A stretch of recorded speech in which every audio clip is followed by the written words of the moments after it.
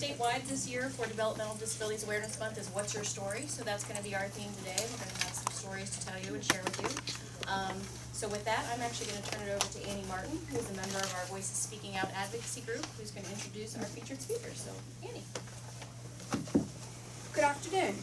Thank you for joining us today for this very special occasion. My name is Annie Martin. I am a member of our self-advocacy group. I am honored to be able to introduce our guest speaker this afternoon. Today we are celebrating Developmental Disability Awareness Month, and this year's theme is What's Your Story? Each of us has a story that makes us who we are. Some days we have good days, and some days are not so good days. But each day our journey continues. Today I would like to introduce our guest speaker. She will be sharing her story with us. Our guest speaker is Crysta McCray.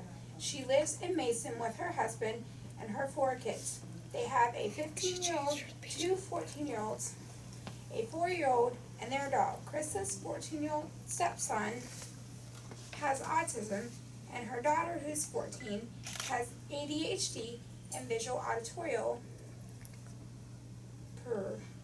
production difficulties, and her 4-year-old son has PPD, NOS, and on the autism spectrum. Thank you, Crysta, for sharing your story with us today. I'm nervous, so I wasn't quite sure what all you wanted to hear, so I was basically going to tell you about my experience, mostly with Help Me Grow. Jaden is my little one with PDD NOS, and he's called Jaden or Little Hitler because he very much likes to be in control of everything. He was referred, well, we were referred to Help Me Grow when he was 21 months old.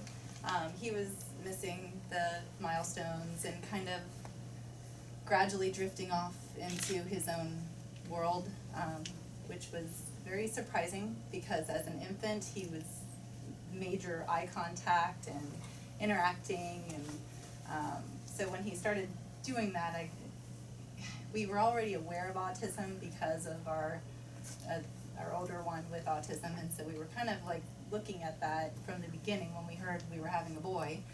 That was kind of a thing that popped into our head, and he just didn't fit.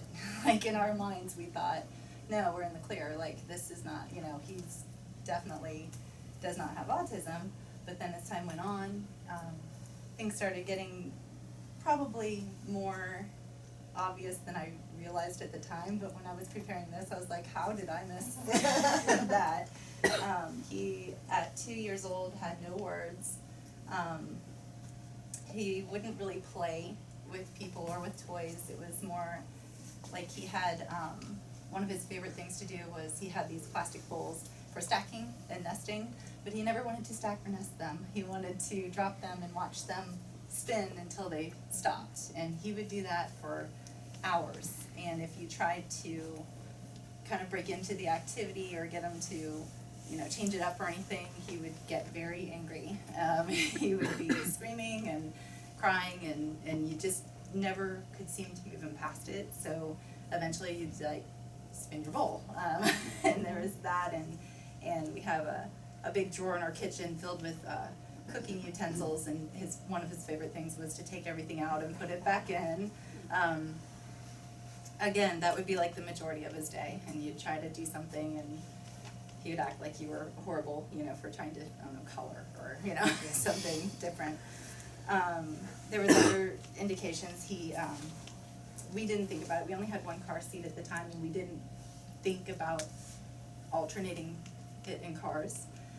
And eventually that led to, we found out the hard way, he could only ride in my car. So if we ever tried to go into a different car or anything, he would have a total meltdown. Even if one time I tried moving his seat to the other side of my car, and it was just a disaster. That's why we were referred, obviously. And so we started out with speech therapy. And she came just a handful of times before she kind of came to the realization that we really needed him to connect more before he could get anything out of the therapy. So she recommended Play Project with Miss Becca. And you guys are probably familiar, but the way I see Play Project in my mind, whether it's technically accurate or not, is kind of like a social behavioral therapy, and it's all about getting the child to engage.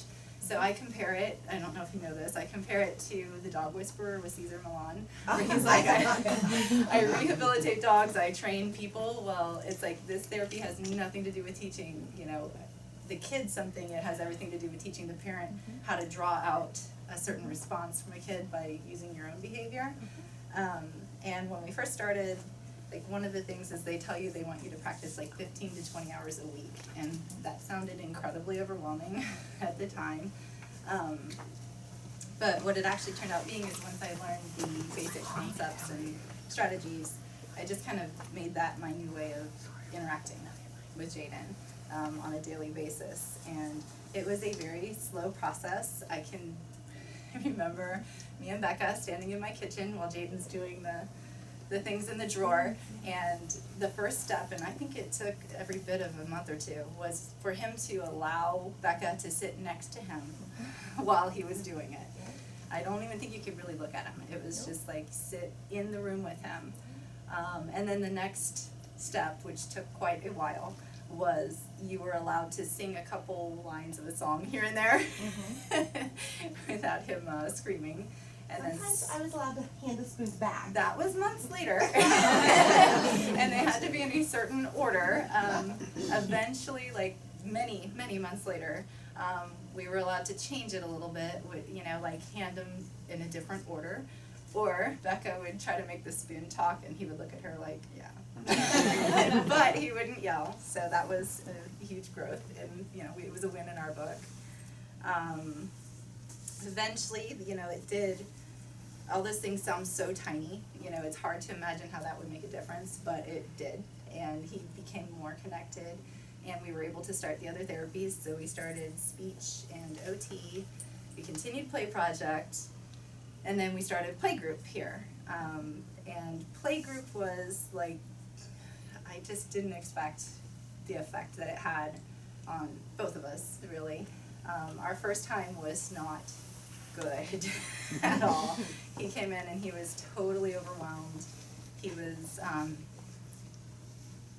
it's like he didn't even notice there were other kids in the room. And he was pushing chairs and just flapping and at one point they were doing a craft and they had this foam paint, and I think he thought it was going to be solid, and he went to grab it and it squished between his fingers, and you cannot imagine. My hair was pulled, my shirt was ripped down. It was just he was a disaster, and it took a while to recover. So it was not a fun experience for him, but I have to say I think it was an even less fun experience for me, because I will never forget. It was very surreal. It makes me emotional, I'm sorry. It was the first time I ever saw him through other people's eyes. Like, I kept thinking, he's quirky, he has a few delays, but people are just overreacting. But when I saw him there with peers that were deemed special needs and he couldn't keep up and he couldn't handle it, it was just the most sinking feeling that I have. It was just that moment of, oh my gosh, something's really wrong. And I'm not a crier, but I couldn't stop crying. Like, I kept turning and looking out the window, like trying to fan my face, and I was trying to, you know, not cry in front of all these people that I was just meeting and not let Jaden see me crying because I wanted him to be happy there. But literally on the way home I had to pull over. I couldn't even make it home. I just couldn't. It was just, like I said, I look back now and say, how was I that, like, blindsided by it, you know? But you just put on these blinders. I don't know how to explain it. You see it as, this is my kid, and you forget to see the rest. Which I think sometimes can be a blessing. But other times, like my husband and I were just talking last night, and it was like a reality checks where you're like, oh man, because he's making so much progress. You're like, oh, he's doing great, everything's great, and then all of a sudden you start talking about things that he does, and you're like, uh-oh, like we've got some other things to focus on here.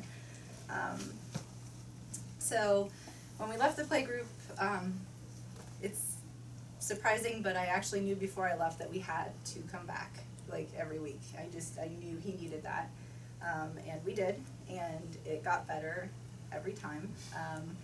And then actually just a few weeks into it, he found his first love, which is Miss Margaret. I don't know if you guys all, okay, Miss Margaret she's amazing. But he was never one to show a lot of affection, but my boy at 2 years old had moves, so he would give her a puppet and then go hug the puppet on her. So like 100 times, like during every play group session, he was over there hugging Miss Margaret. I mean, just constantly, and that was awesome to see because he genuinely had affection towards her. And you know, my husband and I could get that sometimes, but I've never seen him do it, not even to my mom, who's been involved like a few times a week, you know, every week of his life. I just never saw it. And then what was really cool was seeing Margaret actually love him back, because when you have a kid that has some of the behaviors that Jaden has, a lot of people, they just don't understand, you know, and even if they're not trying to judge, they're really uncomfortable and they don't know how to handle it, so they don't necessarily see him, they just see the outbursts or, you know, see him, you know, spinning things in a corner, you know, so it was really amazing to see that two-way affection. So that all came together, and at this point I coined them my dream team. It was, I'm gonna give them a shout out, it was Becca, so Gillian Evans, Beth Roberts, Margaret Cunningham, and Andy Carter. And they made such a difference in our lives. He was getting speech and OT and the play project and play group just through Help Me Grow. We actually were approved for some funding to get evaluations and private therapy in addition to it. So he was getting speech and OT in addition. So the boy was hooked up and he was really, really thriving with it. Skip to page. With PDD and OS, I'm sure you guys are all pretty familiar with what it is, but it's really complicated because to me, it feels like it's just saying, yeah, there's a whole bunch of stuff wrong, and it's just going to keep popping up. So you would get one problem solved, and then there'd be another. I mean, it's like he can't eat, he can't sleep, he can't poop, he can't talk, he can't do anything, and you have to find a specialist for each person or each area to try to figure it out. And I cannot imagine having tried to navigate all that without my dream team. So it was like they were 100% invested in him, and it was more than a job. Like I knew I could email or call anytime and ask a question or tell him something that he succeeded in, and there would always be an immediate response. They were just as happy, you know, as I was with the success. And if I had a question, they would be on it. Like they would just, you know, come up with a suggestion and we'd give it a shot, you know. So at age 3, as you all know, they age out of Help Me Grow, which I would love to see Nick to 4, just saying. Except for Play Project, we get her till age 5, thank goodness. But it was actually to the point where the months leading up to him turning 3, I was having serious anxiety about the fact that we were losing that support network, because I just had no idea. I felt like, you know, they were making sure he had access to everything that he could possibly benefit from, and I had no idea how to navigate that on my own and how we were going to keep him moving ahead. I didn't want to lose the momentum, but they didn't disappear, and they actually helped me. We have a integrated preschool program in our school district, and they helped me to kind of transition them into that, get the evaluations set up and the enrollment, and they kind of talked me through like this is what an IEP process looks like, and these are things you might want to consider, you know, thinking about to make sure that he's successful in school. And that helped a lot to make a smooth transition. So just kind of like a snapshot, and this was really eye-opening to me because like you forget how far they come. But so at 2 years old, when he first got involved here, he had no words. Like I said, when he was evaluated by Children's at 24 months, he was evaluated at a 3 to 6 month old level for speech. He almost never slept, day or night. I mean, literally a few hours here and there. He never played with a toy. He rarely engaged with people. He didn't really like affection. If you read books to him, it had to be the exact words in the exact cadence and inflection every time. So I was the only one that could read him books. Like if my mom tried or my husband tried, he would get mad and eventually throw the book down because they weren't doing it right. And now at 4 years old, he has a countless vocabulary. He, at last count, I've counted up to a 12-word string, communicating his thoughts. He's extremely affectionate. He has an incredible sense of humor. He plays with toys appropriately. He plays hide and seek and tag. He's potty trained, which shocked me that was that, that it went easily. Rides in any car. He reads stories to us now, like, you know, reads, just points it out and does his own little thing. And this is probably my favorite, he sleeps all night. He sleeps all night. So he's still obviously delayed, but I feel like he's really closing the gap. And the most important thing to me is that he's happy and he's engaged with people and he's engaged with life. And I cannot stress enough that I know it's the help he got early on, and I believe that Help Me Grow changed the entire scope of his life. I don't think he would be where he is, and I don't think he would get where I know he's gonna go without that, so.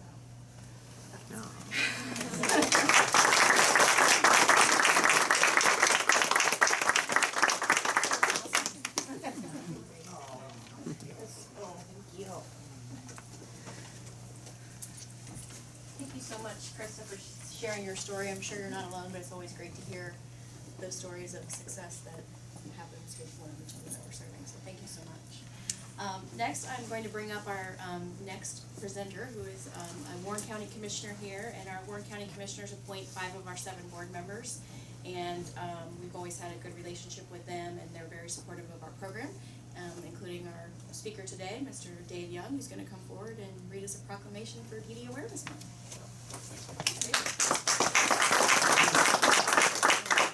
Thanks again for having me. This is, I think, 2 straight years.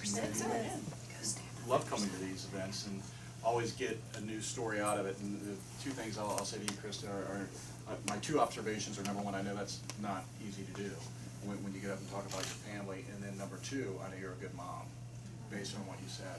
So what it means to me is when people talk about Warren County, a lot of times, people do recognize, not only in Southwest Ohio, but throughout the state, and really even the Midwest to some degree, Warren County's different. And Warren County's special. We've got a lot of really good things going on inside of Warren County. And people always ask, why is it different? What do you do differently there? And there's really nothing you can put your finger on. What I always tell people, it's not one thing, it's everything. It really is everything that we get involved with. We try to make a difference, we try to make sure that it's effective, and we try to make sure it really impacts, for a positive, our residents. So it's always good for me to come here and see you folks, because there is no more important job inside of the county than what you all do. So we do appreciate it, and we do know that you're taking care and helping not only the folks that are your clients that are coming in, but I know they help you too. So I know it's an unbelievably important job that you do, and that's one of the things we always like to point to of why Warren County is such a special place. And again, the services that we provide, but then it's also the parents and the people in the community that we have. So it really is this team effort of people actually care here, which is, you know, it's hard to do because people everywhere get so caught up in their own lives of this is what's important, or I'm chasing this, or I'm doing that. But at the end of the day, the more I've been doing this for over 11 years now, and the more out in the business world, the thing that matters most over time that I've tried to realize is relationships. It really is. It really doesn't matter how much money you make or how much it helps, but it doesn't really matter, you know, the money and the things like this, but it's all about the relationships with your family, with your friends, with your coworkers. So those are the things that are important, and I think that's why I appreciate what you all do so much, is you help build those relationships and equip people that maybe have a little bit harder time with some of those relationships out in the regular world, I guess I could say. You all help them so much achieve these great relationships and the skills that they need kind of moving forward. So I really do applaud you, and with that, I'd like to say, proclaim on behalf of my fellow commissioners, Tom Grossman and Pat South, March 2016 is Developmental Disability Awareness Month here in Warren County.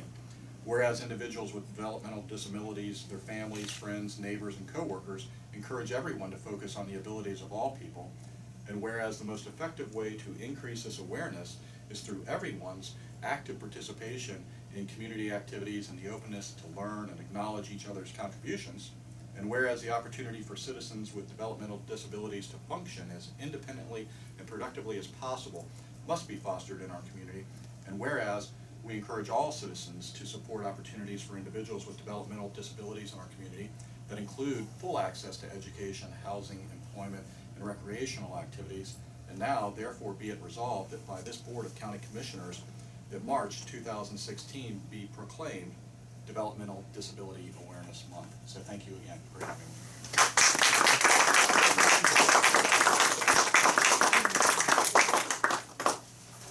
Picture.